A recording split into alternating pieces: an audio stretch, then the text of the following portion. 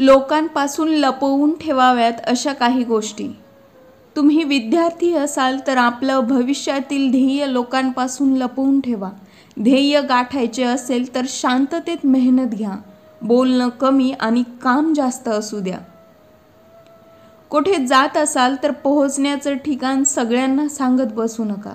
तुम्ही घरातून बाहेर पडताना सगळी माहिती आजूबाजूला दिलीत तर घरात चोरीची शक्यता वाढू शकते. तुमचा पगार किती आहे ते कोणाला सांगू नका. आपलं इन्कम कुठून येतं, किती आहे, आपले खर्च काय आहेत हे देखील लोकांना सांगत बसू नका.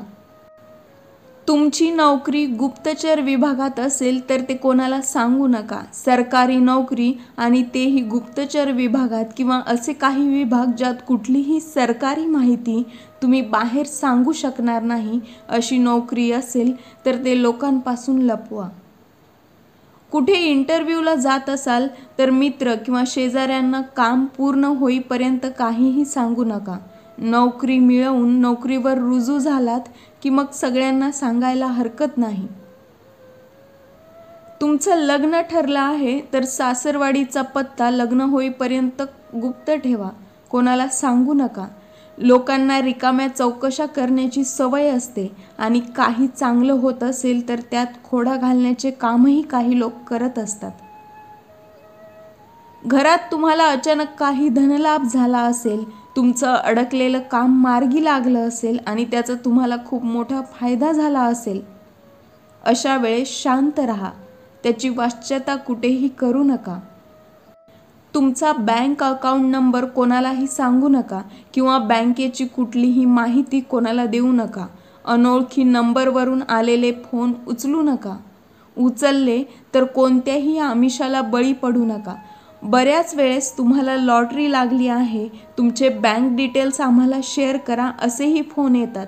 तेव्हा अनोळखी व्यक्तीसोबत बोलताना विचार करून सांभाळून बोला. घरात भावाभावांमधील वाद आणि संपत्तीमध्ये होणारी वाटणी याबद्दल सगळं काही घरातल्या घरात मिटवा. बाहेरचे लोक यात पडले तर वाद वाढू शकतात. घरात तुमच्या बहिणीचे किंवा मुलीचे लग्न जमत असेल तर ते जमेपर्यंत आणि लग्न सुरळीत पार पडेपर्यंत शेजारी किंवा अनोळखी लोकांना त्याबद्दल काहीही बोलू नका. नवरा बायकोमधील भांडणे ही त्यांनी आपापसात सोडवावी. तिसरा व्यक्ती त्यांच्या भांडणात काहीही करू शकत नाही. म्हणून झालेली भांडणे इतरांना सांगत बसू नका. आपली मुले बाहेरगावी किंवा विदेशात शिकायला असतील तर त्याबद्दल आजूबाजूला इतरांना सांगत बसू नका. आपल्या शत्रूंना किंवा ज्यांच्याशी आपलं पटत नाही असे लोक या गोष्टीचा फायदा घेऊ शकतात. आपली संपत्ती, महत्त्वाचे कागदपत्र, घरातील सोने नाणे आणि ते किती आहे, कुठे ठेवलेले आहे, नवीन जमीन खरेदी किंवा सोने खरेदी, आपली गुंतवणूक याबाबत नातेवाईक किंवा शेजारी यांच्याशी चर्चा करू नका.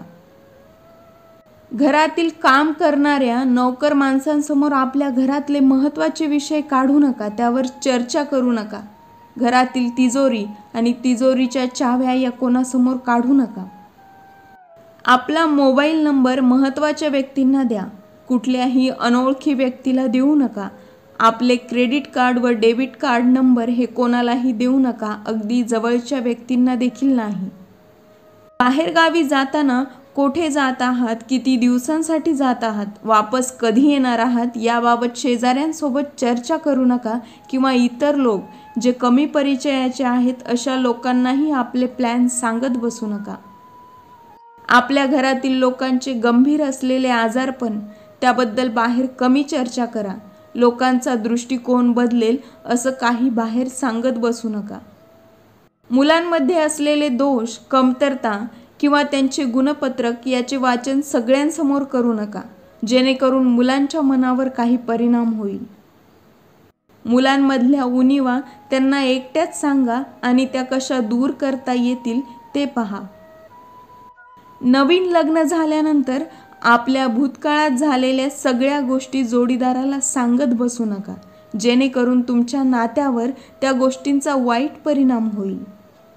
भूतकाळात झालेल्या गोष्टी बदलता येत नाहीत, पण गरज नसताना तुम्ही त्या सांगत असाल आणि आत्ता असलेले नाते खराब होणार असेल तर काही गोष्टी लपवण्यात शहाणपणा असतो.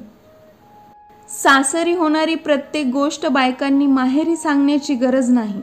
माहेरच्या लोकांचा सासरी किंवा संसारात होणारा हस्तक्षेप टाळावा. केलेले दान धर्म हे लोकांना सांगत बसू नका. दान हे नेहमी सत्पात्री आणि गुप्तपणे असावे. लोकांना सांगून त्याचे प्रदर्शन किंवा दिखावा करू नये.